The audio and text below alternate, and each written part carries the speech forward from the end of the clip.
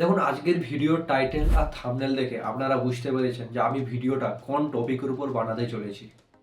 কথা দিচ্ছি, আজকের ভিডিওটা দেখে আপনারা এক ফোঁটাও বোরিং হবেন না। কারণ ভিডিওটা আমি প্রথমে একটু গল্প দিয়ে শুরু করব এবং গল্পের আকারে বলবো, যাতে আপনারা ভালোভাবে এই ভিডিওর সঙ্গে রিলেট করতে পারেন। তো প্রথমে আমি বলবো, গ্রামের একটা ছেলে, সে একটা চাকরি পেল এবং সেই চাকরি সূত্রে শহরে এলো। এবং শহরে আসার পর সে যখন প্রথম মাসে স্যালারি পেল, সে তখন তার চোখে অনেক বড় বড় স্বপ্ন সে ভাবছে। কারণ সে স্যালারি ভালোই পেতে শুরু করলো, যে এই স্যালারি দিয়ে আমি কি করব, কোথায় ইনভেস্ট করব। প্রথম মাস থেকেই তার মনে এই চিন্তাটা এসেছিল যে এই টাকাটা আমি কোথায় ইনভেস্ট করলে বেশি টাকা রিটার্ন পাবো। তো এরকম খোঁজ করতে করতে সে একটা বন্ধুর কাছ থেকে জানতে পারলো যে শেয়ার মার্কেটে টাকা রাখলে সেখান থেকে ভালো রিটার্ন পাওয়া যায়। দেখুন, আপনি যদি শেয়ার মার্কেট নিয়ে কিছুই না জানেন, তাহলে কিন্তু শেয়ার মার্কেটে টাকা রাখাটা জুয়া খেলার মতনই। কারণ আপনি একটা শেয়ারে টাকা রাখলেন, সেই শেয়ারের দাম যদি ডাউন হয়ে গেল, তাহলে আপনার টাকা কিন্তু মাইনাসে চলে আসতে পারে। সেই জন্য বলছি, শেয়ার মার্কেটে টাকা রাখার আগে প্রত্যেকটা ব্যক্তির শেয়ার মার্কেট নিয়ে ভালো নলেজ থাকা যায়, না হলে শেয়ার মার্কেটে টাকা রাখা উচিত নয়।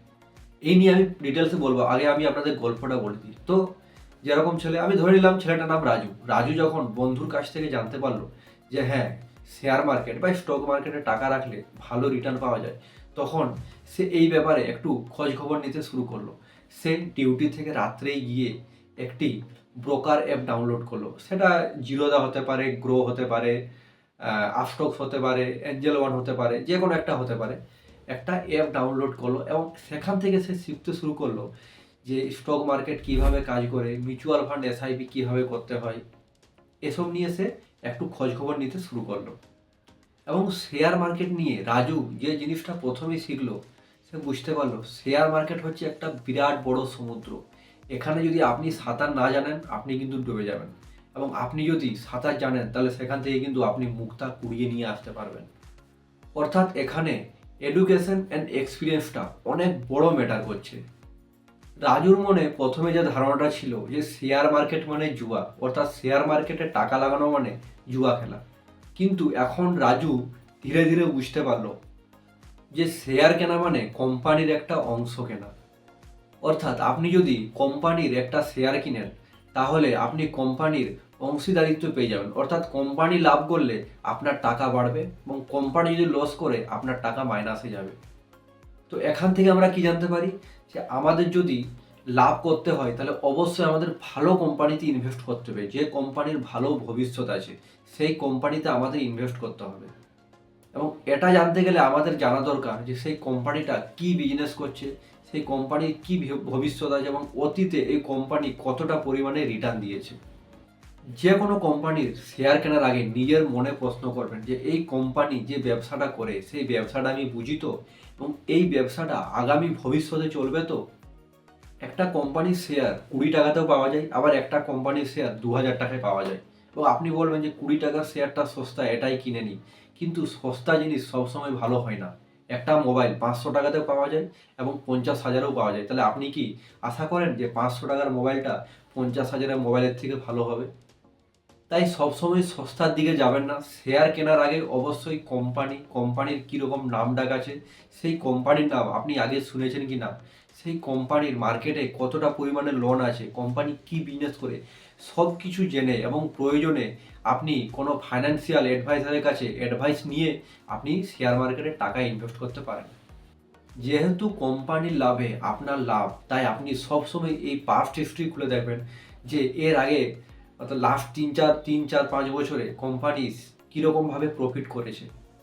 কারণ যে কোম্পানি প্রফিট করতে পারে না, সেই কোম্পানি ধারে চলে। আর যে কোম্পানি বেশি ধারে চলে, সেই কোম্পানি কিন্তু বেশি দিন টিকে থাকতে পারে না। কারণ যে কোম্পানির বেশি ধার, সেই কোম্পানির ভবিষ্যতে ততটাই বিপদ থাকে। তাই কোম্পানির সব কিছু খুঁটিনাটি জেনে আমাদের যে কোনো শেয়ারে ইনভেস্ট করা উচিত। এবং রাজু, আমাদের গল্পের যে ক্যারেক্টার রাজু, এই জিনিসটা ভালোভাবে বুঝতে পেরেছিল। সে বই পড়ে হোক বা বন্ধুদের সঙ্গে আলোচনা করে হোক বা কোনো ফাইন্যান্সিয়াল অ্যাডভাইসারের যে অ্যাডভাইস নিয়ে, এই জিনিসটা সে ভালোভাবে বুঝতে পেরেছিল। এবং আরেকটা জিনিস যেটা বলো, কোম্পানির ভবিষ্যৎ আছে কিনা এটা অবশ্যই দেখবেন। এবং এই কোম্পানিটা আগামী ভবিষ্যতে চলবে কি না সেটা অবশ্যই দেখবেন। দেখুন, আমরা ছোটোবেলায় দেখেছি এফটিডি বুথের বিজনেস একসময় খুব ভালো চলতো, এখন কি সেটা চলে? সিডি ক্যাসেট, ডিভিডি একসময় প্রচুর পরিমাণে বিজনেসটা চলতো, এখন সিডি ডিভিডি মার্কেটে কোনো অস্তিত্ব আছে? তাই এমন কোম্পানিতে ইনভেস্ট করবেন যে কোম্পানির ভবিষ্যৎ আছে। উদাহরণস্বরূপ আমরা বলতে পারি ইলেকট্রিক ভেহিকেল, ডিজিটাল পেমেন্ট, এগুলো কিন্তু ভবিষ্যতে ডে বাই ডে বাড়বে। তাই আমরা আশা করি যে এইসব কোম্পানি দীর্ঘদিন ধরে ব্যবসা চালাতে পারবে। তাই আমরা চাইলে এইসব কোম্পানিতে শেয়ার করতে পারি। কিন্তু এটা আমার পার্সোনাল এক্সপিরিয়েন্স, এটা আমার পার্সোনাল ওপিনিয়ন। এটা আমি অ্যাডভাইস দিচ্ছি না আপনাদের যে আপনারা এইসব কোম্পানিতেই ইনভেস্ট করবেন। এটা আপনাদের সম্পূর্ণ ব্যক্তিগত ব্যাপার। এবং শেয়ার মার্কেটে টাকা রাখার সময় একটা জিনিস খেয়াল রাখবেন, আপনার সব টাকা কিন্তু একটা শেয়ারেই রাখবেন না। অর্থাৎ আমি বলতে চাইছি, আপনি ধরুন একটা ঝুড়িতে ডিম নিয়ে আসছেন, আপনার একটা ঝুড়িতে অনেকগুলো ডিম আছে, ঝুড়ি যদি পড়ে যায় তাহলে সব ডিম কিন্তু ভেঙে যাবে। তাই একটা শেয়ার যদি পড়ে আপনার সব টাকা কিন্তু নেগেটিভে চলে আসতে পারে।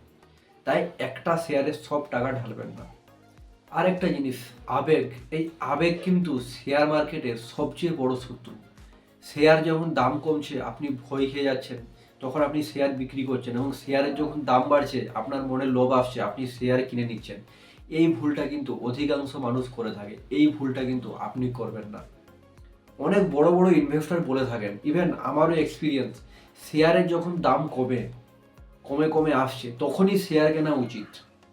এবং শেয়ারে যখন দাম বাড়ে আপনি চাইলে সেখানে বিক্রি করতে পারেন, কারণ শেয়ারে যখন দাম বাড়ছে মানে একটা সময় সেই কোম্পানির শেয়ার উঠবে। তো আপনি যখন শেয়ার কম দামে কিনছেন, আপনি কিন্তু বেশি দামে বিক্রি করলে আপনার প্রফিটটা ভালো আসবে। কিন্তু আপনার যখন শেয়ারের দাম কমে কমে আসছে, আপনি যদি বিক্রি করে দেন, আপনি সেখান থেকে বেশি প্রফিট করতে পারবেন না। এবং লোন নিয়ে শেয়ার কিনতে চান, এই ভুলটি আপনারা করবেন না, কারণ লোন মানে একটা প্রেসার, ইএমআই দিতে হবে প্রতি মাসে। এবং লোন নিয়ে আপনি শেয়ার কিনলেন, এবং মার্কেট কিন্তু আনসার্টেন, মার্কেট কখনো আপ থাকে কখন ডাউন থাকে, আমি শর্ট টার্মের কথা বলছি। সেক্ষেত্রে একটা লোনের প্রেসার আর একটা মার্কেটের প্রেসার, এই দুই প্রেসার মিলে আপনার কিন্তু শারীরিক ও মানসিক ক্ষতি হতে পারে।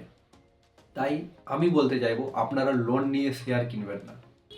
আপনি যদি শেয়ার মার্কেটে টাকা রাখেন, একটা জিনিস অবশ্যই আপনাকে করতে হবে, আপনাকে একটা এমার্জেন্সি ফান্ড তৈরি করে রাখতে হবে। এবার বলুন স্যার, এমার্জেন্সি ফান্ড কি?